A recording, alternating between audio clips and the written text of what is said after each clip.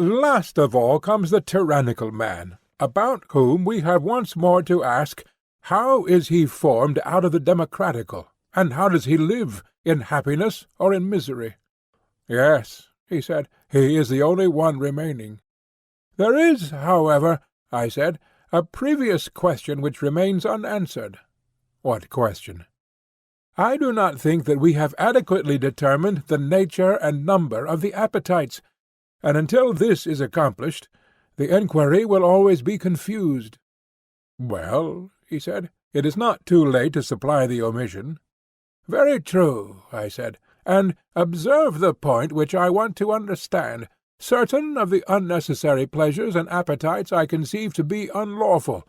Every one appears to have them, but in some persons they are controlled by the laws and by reason, and the better desires prevail over them. Either they are wholly banished, or they become few and weak, while in the case of others they are stronger, and there are more of them. Which appetites do you mean? I mean those which are awake when the reasoning and human and ruling power is asleep. Then the wild beast within us, gorged with meat or drink, starts up, and having shaken off sleep, goes forth to satisfy his desires, and there is no conceivable folly or crime, not excepting incest or any other unnatural union, or parricide, or the eating of forbidden food, which at such a time, when he has parted company with all shame and sense, a man may not be ready to commit. Most true, he said. But when a man's pulse is healthy and temperate, and when before going to sleep he has awakened his rational powers, and fed them on noble thoughts and inquiries, collecting himself in meditation, after having first indulged his appetites neither too much nor too little, but just enough to lay them to sleep, and prevent them and their enjoyments and pains from interfering with the higher principle, which he leaves in the solitude of pure abstraction, free to contemplate and aspire to the knowledge of the unknown, whether in past, present, or future, when again he has allayed the passionate element, if he has a quarrel against any one, I say, when, after pacifying the two irrational principles, he rouses up the third, which is reason, before he takes his rest, then, as you know, he attains truth most nearly, and is least likely to be the sport of fantastic and lawless visions. I quite agree. In saying this, I have been running into a digression, but the point which I desire to note is that in all of us, even in good men, there is a lawless, wild beast nature which peers out in sleep. Pray, consider whether I am right and you agree with me. Yes, I agree. And now remember the character which we attributed to the democratic man. He was supposed by his youth upwards to have been trained under a miserly parent, who encouraged the saving appetites in him, but discountenanced the unnecessary, which aim only at amusement and ornament. True. And then he got into the company of a more refined, licentious sort of people, and taking to all their wanton ways, rushed into the opposite extreme from an abhorrence of his father's meanness. At last, being a better man than his corruptors, he was drawn in both directions until he halted midway, and led a life, not of vulgar and slavish passion, but of what he deemed moderate indulgence in various pleasures. After this manner, the democrat was generally out of the oligarch. Yes, he said, that was our view of him, and is so still.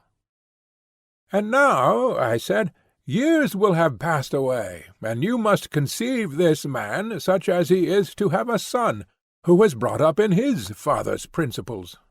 I can imagine him. Then you must further imagine the same thing to happen to the son which has already happened to the father. He is drawn into a perfectly lawless life, which by his seducers is termed perfect liberty, and his father and friends take part with his moderate desires, and the opposite party assist the opposite ones. As soon as these dire magicians and tyrant-makers find that they are losing their hold on him, they contrive to implant in him a master passion, to be lord over his idle and spendthrift lusts, a sort of a monstrous winged drone, that is the only image which will adequately describe him. Yes, he said, That is the only adequate image of him. And when his other lusts, amid clouds of incense and perfumes and garlands and wines, and all the pleasures of a dissolute life, now let loose, come buzzing around him, nourishing to the utmost the sting of desire which they implant in his drone-like nature, then at last this lord of the soul, having madness for the captain of his guard, breaks out into a frenzy.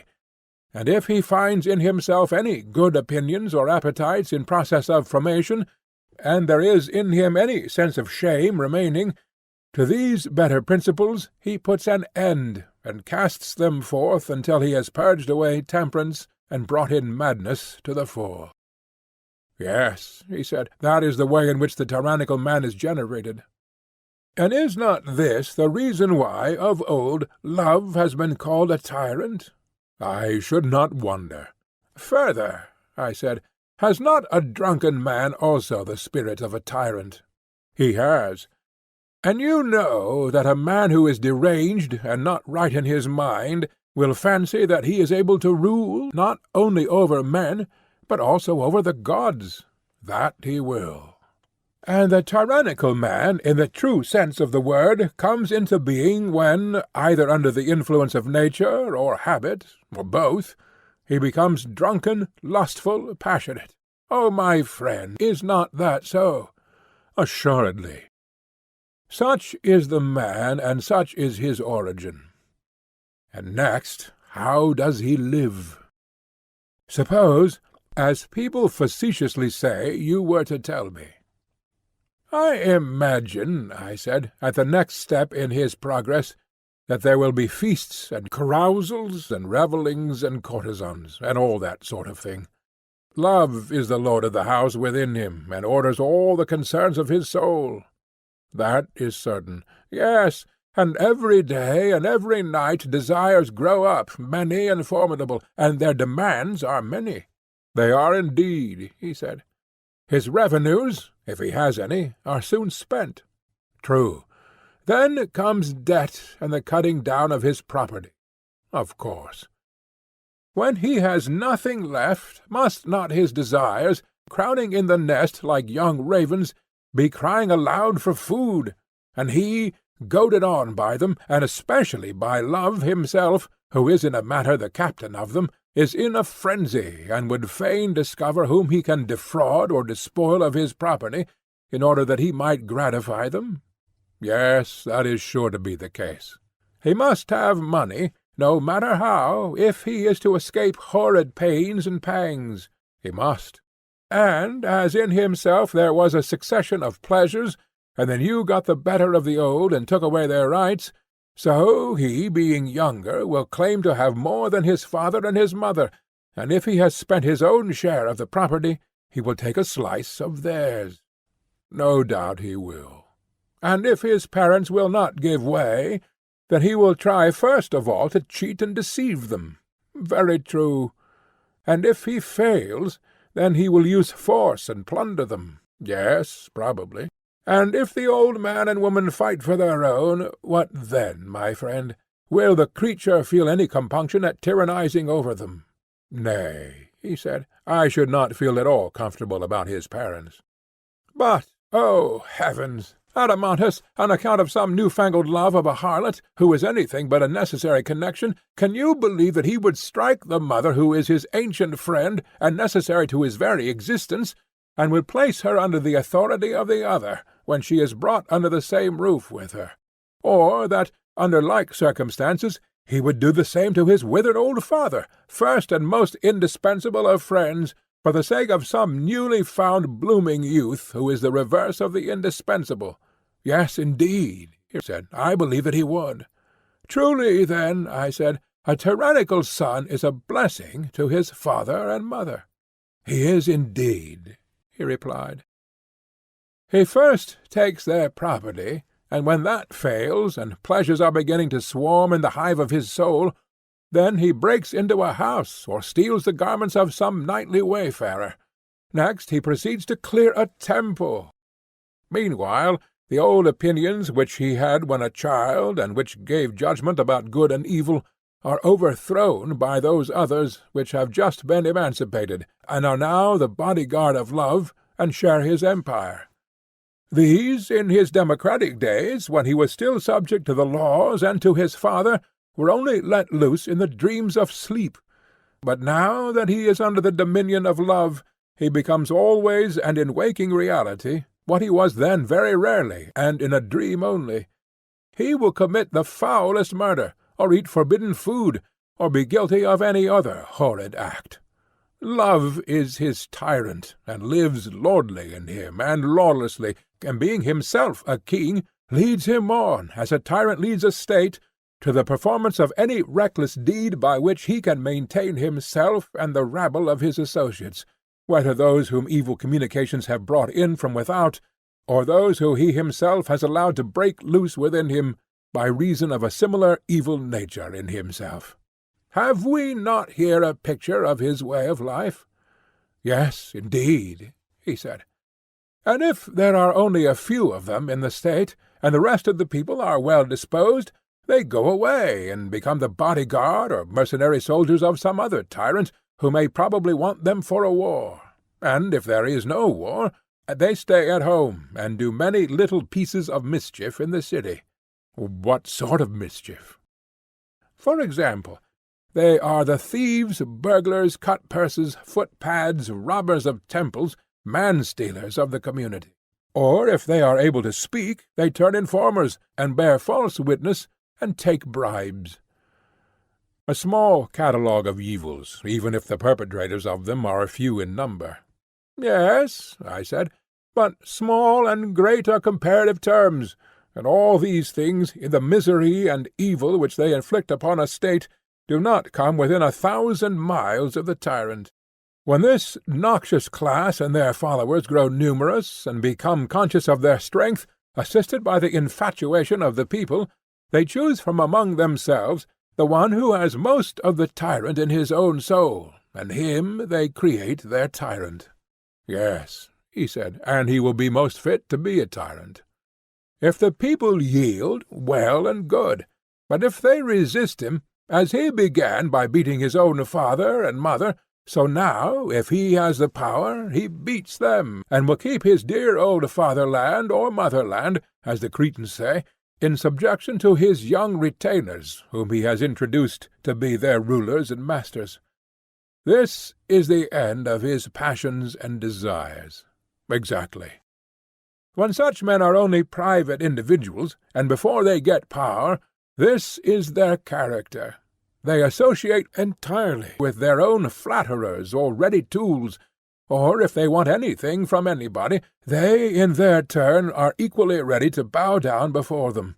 They profess every sort of affection for them. But when they have gained their point, they know them no more. Yes, truly. They are always either the masters or servants, and never the friends of anybody. The tyrant never tastes of true freedom or friendship. Certainly not. And may we not rightly call such men treacherous? No question. Also, they are utterly unjust, if we were right in our notion of justice. Yes, he said, and we were perfectly right. Let us then sum up in a word, I said, the character of the worst man. He is the waking reality of what we dreamed. Most true. And this is he who, being by nature most of a tyrant, bears rule, and the longer he lives, the more of a tyrant he becomes. That is certain, said Glaucon, taking his turn to answer. And will not he who has been shown to be the wickedest be also the most miserable? And he who has tyrannized longest and most continually and truly miserable, although this may not be the opinion of men in general? Yes, he said, inevitably. And must not the tyrannical man be like the tyrannical state, and the democratical man like the democratical state, and the same of the others?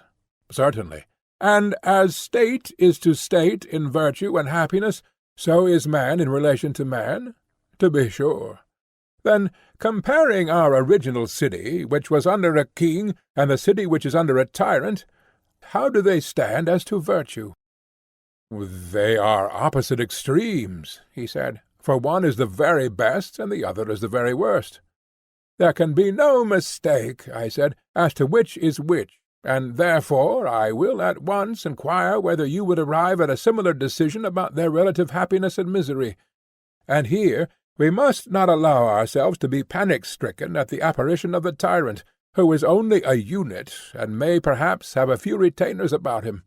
But let us go as we ought into every corner of the city, and look all about, and then we will give our opinion. A fair invitation, he replied, and I see, as every one must, that a tyranny is the wretchedest form of government, and the rule of a king the happiest. And in estimating the men, too, may I not fairly make a like request, that I should have a judge whose mind can enter into and see through human nature? He must not be like a child who looks at the outside and is dazzled at the pompous aspect which the tyrannical nature assumes to the beholder, but let him be one who has a clear insight. May I suppose that the judgment is given in the hearing of us all by one who is able to judge, and has dwelt in the same place with him, and been present at his daily life, and known him in his family relations, where he may be seen stripped of his tragedy attire, and again, in the hour of public danger, he shall tell us about the happiness and misery of the tyrant when compared with other men? That again, he said, is a very fair proposal. Shall I assume that we ourselves are able and experienced judges, and have before now met with such a person? We shall then have some one who will answer our inquiries. By all means. Let me ask you not to forget the parallel of the individual and the state. Bearing this in mind, and glancing in turn from one to the other of them, will you tell me their respective conditions? What do you mean? He asked. Beginning with the state, I replied, would you say that a city which is governed by a tyrant is free or enslaved? No city, he said, can be more completely enslaved. And yet, as you see, there are free men as well as masters in such a state.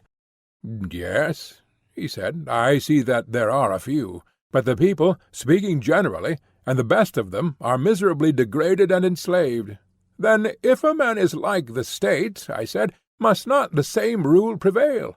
His soul is full of meanness and vulgarity, the best elements in him are enslaved, and there is a small ruling part which is also the worst and maddest. Inevitably. And would you say that the soul of such an one is the soul of a free man or of a slave? He has the soul of a slave, in my opinion. And the state which is enslaved under a tyrant is utterly incapable of acting voluntarily? Utterly incapable. And also the soul which is under a tyrant, I am speaking of the soul taken as a whole, is least capable of doing what she desires. There is a gadfly which goads her, and she is full of trouble and remorse? Certainly. And is the city which is under a tyrant rich or poor? Poor. And the tyrannical soul must be always poor and insatiable? True. And must not such a state and such a man be always full of fear? Yes, indeed.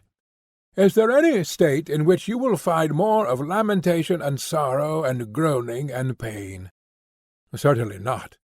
And is there any man in whom you will find more of this sort of misery than in the tyrannical man, who is in a fury of passions and desires? Impossible. Reflecting upon these and similar evils, you held the tyrannical state to be the most miserable of states? And I was right, he said. Certainly, I said. And when you see the same evils in the tyrannical man, what do you say of him? I say that he is by far the most miserable of all men. There, I said, I think that you are beginning to go wrong. What do you mean?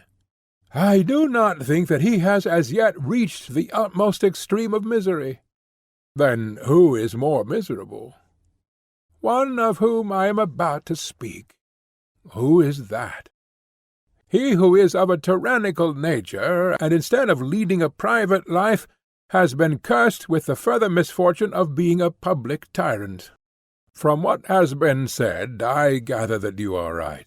Yes, I replied, but in this high argument you should be a little more certain, and should not conjecture only, for of all questions This respecting good and evil is the greatest. Very true, he said. Let me then offer you an illustration which may, I think, throw a light upon this subject. What is your illustration? The case of rich individuals in cities who possess many slaves.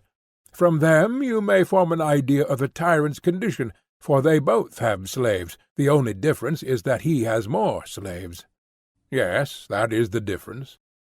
You know that they live securely and have nothing to apprehend from their servants. What should they fear? Nothing. But do you observe the reason of this? Yes, the reason is that the whole city is leagued together for the protection of each individual. Very true, I said.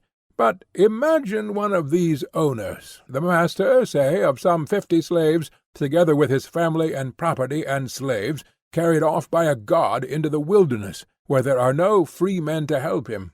Will he not be in an agony of fear, lest he and his wife and children should be put to death by his slaves? Yes, he said, he will be in the utmost fear. The time has arrived when he will be compelled to flatter divers of his slaves, and make many promises to them of freedom and other things, much against his will. He will have to cajole his own servants. Yes, he said, that will be the only way of saving himself. And suppose the same God who carried him away to surround him with neighbours who will not suffer any man to be the master of another, and who, if they could catch the offender, would take his life. His case will be still worse, if you suppose him to be everywhere surrounded and watched by enemies. And is not this the sort of prison in which the tyrant will be bound, he who, being by nature such as we have described, is full of all sorts of fears and lusts? His soul is dainty and greedy, and yet alone, of all men in the city, he is never allowed to go on a journey, or to see the things which other free men desire to see. But he lives in his hole like a woman hidden in the house, and is jealous of any other citizen who goes into foreign parts and sees things of interest. Very true, he said. And amid evils such as these will not he who is ill-governed in his own person, the tyrannical man, I mean, whom you just now decided to be the most miserable of all, will not he be yet more miserable when, instead of leading a private life, he is constrained by fortune to be a public tyrant? He has to be master of others when he is not master of himself. He is like a diseased or paralytic man who is compelled to pass his life, not in retirement, but fighting and combating with other men. Yes, he said, the similitude is most exact. Is not his case utterly miserable? And does not the actual tyrant lead a worse life than he whose life you determine to be the worst? Certainly. He who is the real tyrant, whatever men may think, is the real slave, and is obliged to practice the greatest adulation and servility, and to be the flatterer of the vilest of mankind. He has desires which he is utterly unable to satisfy, and has more wants than any one, and is truly poor, if you know how to inspect the whole soul of him. All his life long he is beset with fear, and is full of convulsions and distractions, even as the state which he resembles. And surely the resemblance holds. Very true, he said. Moreover, as we were saying before, he grows worse from having power. He becomes and is of necessity more jealous, more faithless, more unjust, more friendless, more impious than he was at first. He is the purveyor and cherisher of every sort of vice, and the consequence is that he is supremely miserable, and that he makes everybody else as miserable as himself. No man of any sense will dispute your words. Come, then, I said, and as the general umpire in theatrical contests proclaims the result, do you also decide who in your opinion is first in the scale of happiness, and who second, and in what order the others follow. There are 5 of them in all. They are the royal, timocratical, oligarchical, democratical, tyrannical. The decision will be easily given, he replied. They shall be choruses coming on the stage, and I must judge them, in the order in which they enter, by the criterion of virtue and vice, happiness and misery. Need we hire a herald, or shall I announce that the son of Ariston, the best, has decided that the best and justest is also the happiest, and that this is he who is the most royal man and king over himself, and that the worst and most unjust man is also the most miserable, and that this is he who, being the greatest tyrant of himself, is also the greatest tyrant of his state? Make the proclamation yourself, he said.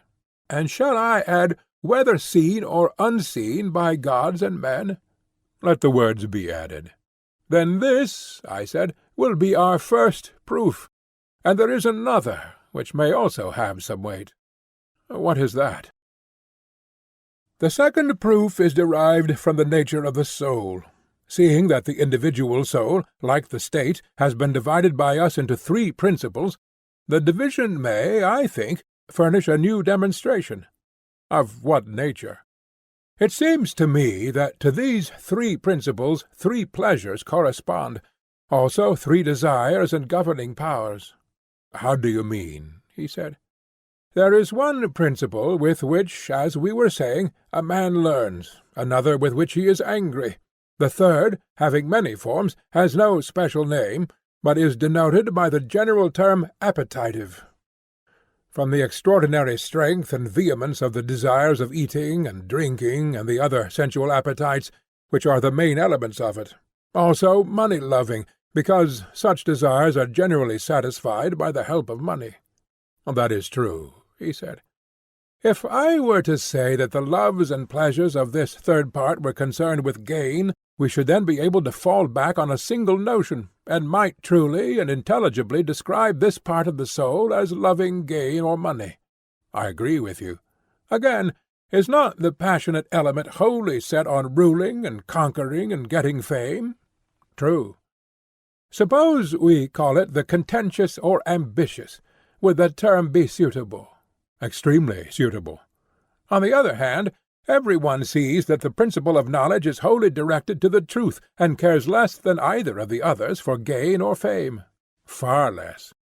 Lover of wisdom, lover of knowledge, are titles which we may fitly apply to that part of the soul? Certainly. One principle prevails in the souls of one class of men, another in others, as may happen. Yes. Then we may begin by assuming that there are 3 classes of men, lovers of wisdom, lovers of honour, lovers of gain. Exactly. And there are 3 kinds of pleasure, which are their several objects. Very true. Now, if you examine the 3 classes of men, and ask of them in turn which of their lives is pleasantest, each will be found praising his own, and depreciating that of others. The money-maker will contrast the vanity of honour or of learning if they bring no money with the solid advantages of gold and silver. True, he said. And the lover of honour, what will be his opinion? Will he not think that the pleasure of riches is vulgar, while the pleasure of learning, if it brings no distinction, is all smoke and nonsense to him? Very true. And are we to suppose, I said, that the philosopher sets any value on other pleasures in comparison with the pleasure of knowing truth, and in that pursuit abiding, ever learning, not so far indeed from the heaven of pleasure? Does he not call the other pleasures necessary, under the idea that if there are no necessity for them, he would rather not have them? There can be no doubt of that, he replied.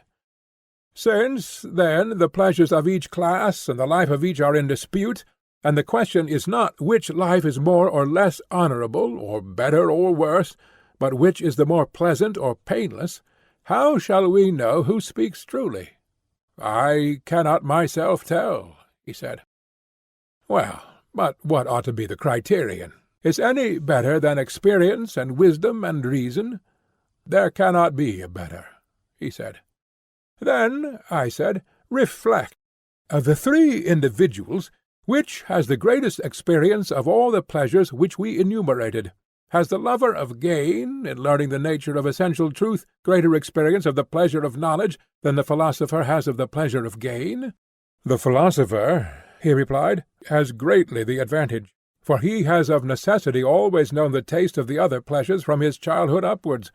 But the lover of gain, in all his experience, has not of necessity tasted, or I should rather say even had he desired, could hardly have tasted, the sweetness of learning and knowing truth. Then the lover of wisdom has a great advantage over the lover of gain, for he has a double experience? Yes, very great. Again, has he greater experience of the pleasures of honour, or the lover of honour of the pleasures of wisdom? Nay, he said, all three are honoured in proportion as they attain their object. For the rich man and the brave man and the wise man alike have their crowd of admirers, and as they all receive honour, they all have experience of the pleasures of honour. But the delight which is to be found in the knowledge of true being is known to the philosopher only. His experience, then, will enable him to judge better than anyone? Far better. And he is the only one who has wisdom as well as experience? Certainly. Further, the very faculty which is the instrument of judgment is not possessed by the covetous or ambitious man, but only by the philosopher. What faculty? Reason, with whom, as we were saying, the decision ought to rest. Yes, and reasoning is peculiarly his instrument? Certainly. If wealth and gain were the criterion, then the praise or blame of the lover of gain would surely be the most trustworthy? Assuredly. Or if honour or victory or courage, in that case the judgment of the ambitious or pugnacious would be the truest? Clearly. But since experience and wisdom and reason are the judges, the only interference possible, he replied, is that pleasures which are approved by the lover of wisdom and reason are the truest.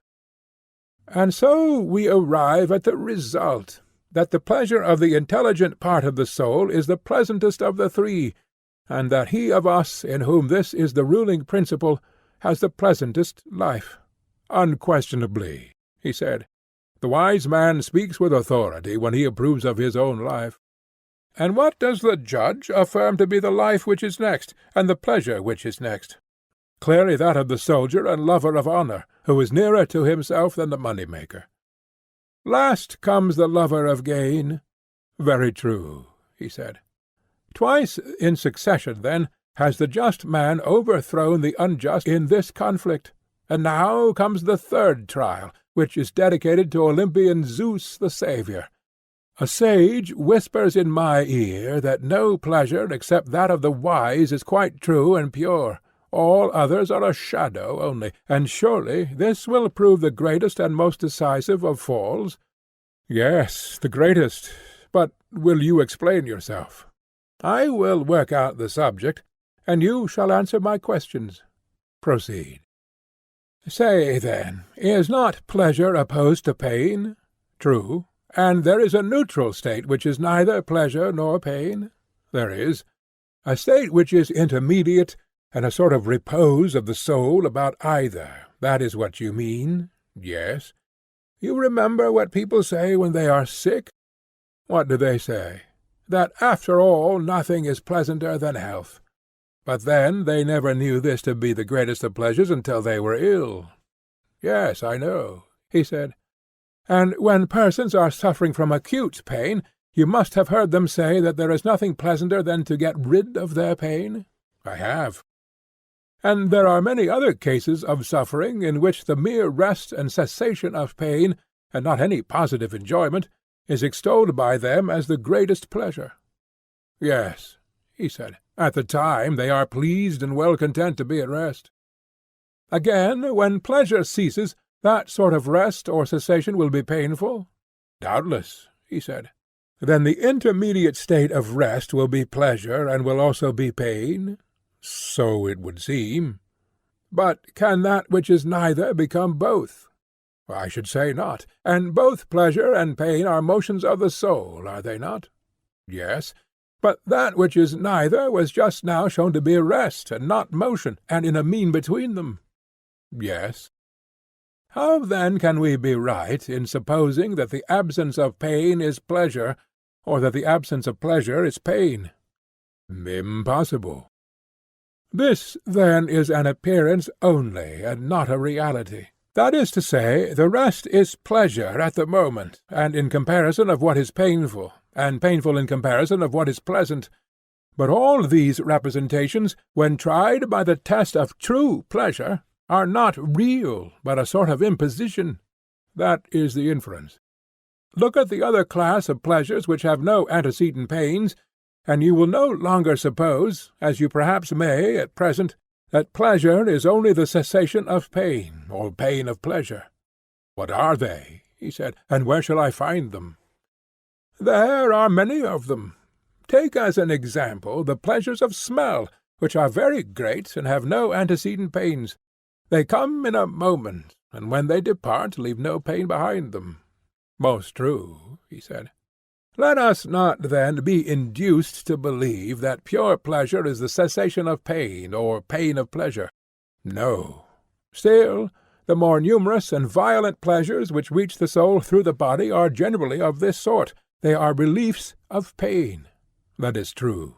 And the anticipations of future pleasures and pains are of a like nature? Yes. Shall I give you an illustration of them? Let me hear. You would allow, I said, that there is in nature an upper and lower and middle region? I should. And if a person were to go from the lower to the middle region, would he not imagine that he is going up? And he who is standing in the middle and sees whence he has come would imagine that he is already in the upper region, if he has never seen the true upper world. To be sure, he said. How can he think otherwise? But if he were taken back again, he would imagine, and truly imagine, that he was descending. No doubt. All that would arise out of his ignorance of the true upper and middle and lower regions? Yes. Then can you wonder that persons who are inexperienced in the truth, as they have wrong ideas about many other things, should also have wrong ideas about pleasure and pain and the intermediate state, so that when they are only being drawn towards the painful, they feel pain and think the pain which they experience to be real, and in like manner, when drawn away from pain to the neutral or intermediate state, they firmly believe that they have reached the goal of satiety and pleasure.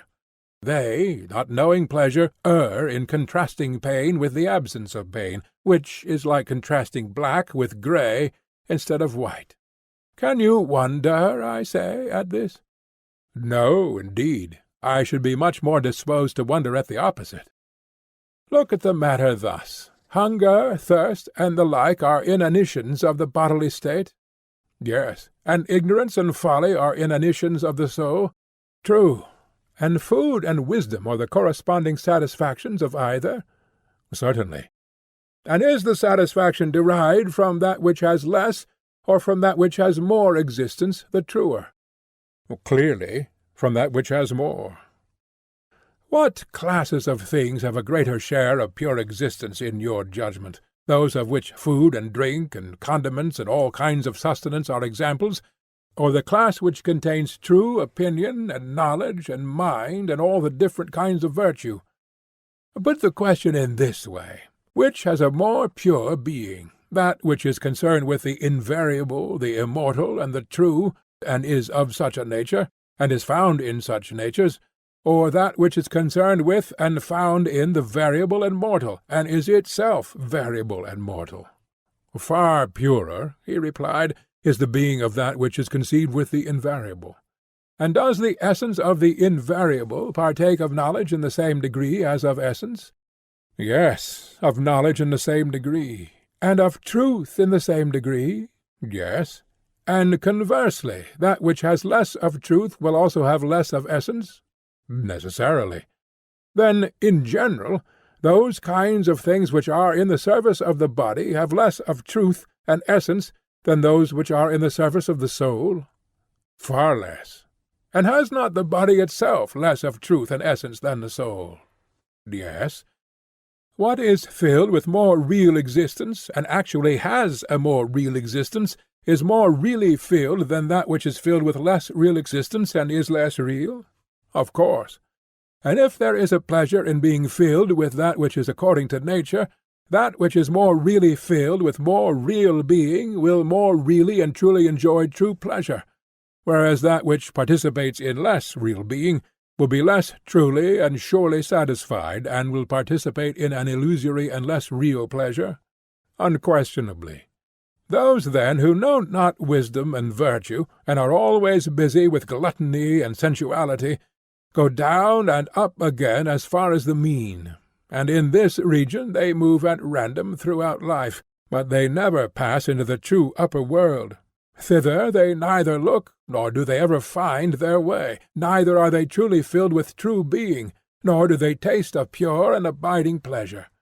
Like cattle, with their eyes always looking down and their heads stooping to the earth, that is, to the dining-table, they fatten and feed and breed, and in their excessive love of these delights they kick and butt at one another with horns and hoofs which are made of iron, and they kill one another by reason of their insatiable lust.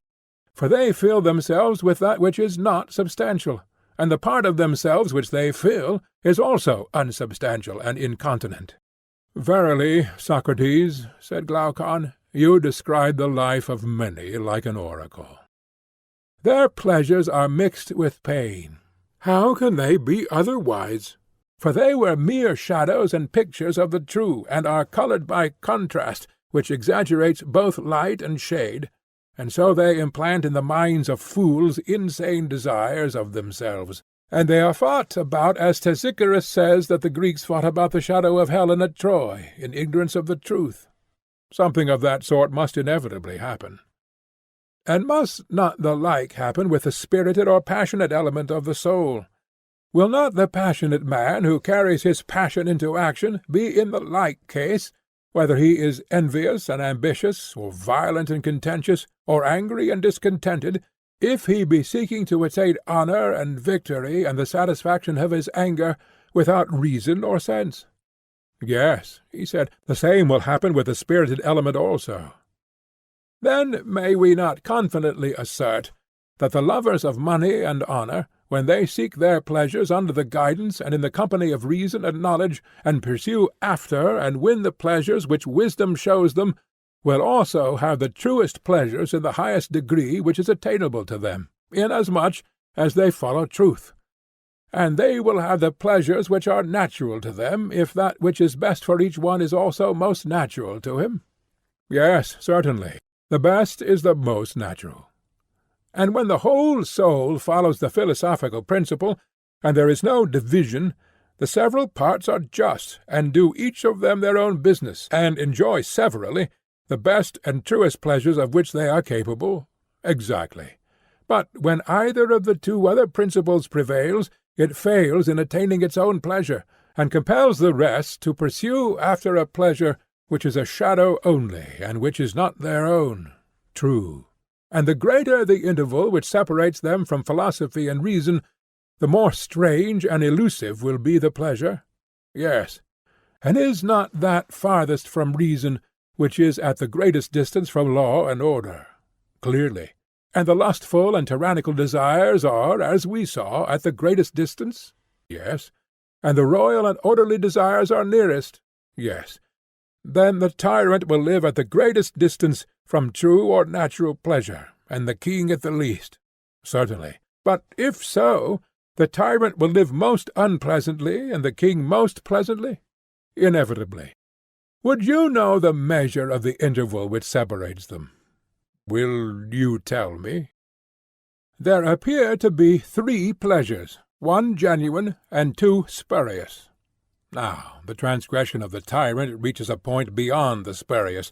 He has run away from the region of law and reason, and taken up his abode with certain slave pleasures which are his satellites, and the measure of his inferiority can only be expressed in a figure. How do you mean?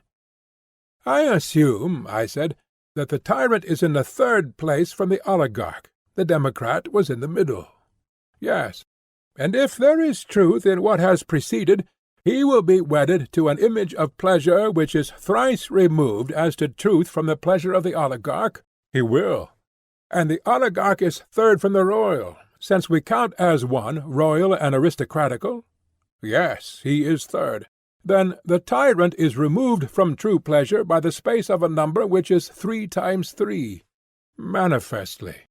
The shadow, then, of tyrannical pleasure determined by the number of length will be a plane figure.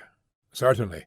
And if you raise the power and make the plane a solid, there is no difficulty in seeing how vast is the interval by which the tyrant is parted from the king.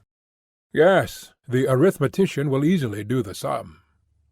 Or if some person begins at the other end, and measures the interval by which the king is parted from the tyrant in truth of pleasure, he will find him, when the multiplication is completed, living 729 times more pleasantly, and the tyrant more painfully by this same interval. What a wonderful calculation, and how enormous is the distance which separates the just from the unjust in regard to pleasure and pain! Yet a true calculation, I said, and a number which nearly concerns human life, if human beings are concerned with days and nights and months and years. Yes, he said, human life is certainly concerned with them. Then, if the good and just man be thus superior in pleasure to the evil and unjust, his superiority will be infinitely greater in propriety of life and in beauty and virtue? Immeasurably greater. Well, I said, and now, having arrived at this stage of the argument, we may revert to the words which brought us hither. Was not some one saying that injustice was a gain to the perfectly unjust who was reputed to be just? Yes, that was said. Now then, having determined the power and quality of justice and injustice, let us have a little conversation with him. What shall we say to him? Let us make an image of the soul, that he may have his own words presented before his eyes. Of what sort? An ideal image of the soul, like the composite creations of ancient mythology, such as the Chimera or Scylla or Cerberus, and there are many others in which two or more different natures are said to grow into one. There are said of having been such unions. Then do you now model the form of a multitudinous, many-headed monster, having a ring of heads of all manner of beasts, tame and wild, which he is able to generate and metamorphose at will. You suppose marvellous powers in the artist, but as language is more pliable than wax or any similar substance, let there be such a model as you propose. Suppose now that you make a second form as of a lion, and a third of a man, the second smaller than the first, and the third smaller than the second. That, he said, is an easier task, and I have made them as you say. And now join them, and let the three grow into one. That has been accomplished. Next, fashion the outside of them into a single image, as of a man, so that he who is not able to look within, and sees only the outer hull, may believe the beast to be a single human creature. I have done so, he said. And now, to him who maintains that it is profitable for the human creature to be unjust, and unprofitable to be just, let us reply that, if he be right, it is profitable for this creature to feast the multitudinous monster, and strengthen the lion and the lion-like qualities, but to starve and weaken the man, who is consequently liable to be dragged about at the mercy of either of the other two, and he is not to attempt to familiarize or harmonize them with one another. He ought rather to suffer them to fight and bite and devour one another. Certainly, he said, that is what the approver of injustice says. To him the supporter of justice makes answer, that he should ever so speak and act as to give the man within him in some way or other the most complete mastery over the entire human creature. He should watch over the many-headed monster like a good husbandman, fostering and cultivating the gentle qualities, and preventing the wild ones from growing. He should be making the lion heart his ally, and in common care of them all should be uniting the several parts with one another and with himself. Yes, he said, that is quite what the maintainer of justice says. And so, from every point of view, whether of pleasure, honour, or advantage, the approver of justice is right and speaks the truth, and the disapprover is wrong and false and ignorant. Yes, from every point of view. Come now, and let us gently reason with the unjust, who is not intentionally in error. Sweet sir, we will say to him, what think you of things esteemed noble and ignoble? Is not the noble that which subjects the beast to the man, or rather to the god in man, and the ignoble that which subjects the man to the beast? He can hardly avoid saying yes, can he now? not if he has any regard for my opinion. But if he agree so far, we may ask him to answer another question. Then how would a man profit if he received gold and silver on the condition that he was to enslave the noblest part of him to the worst?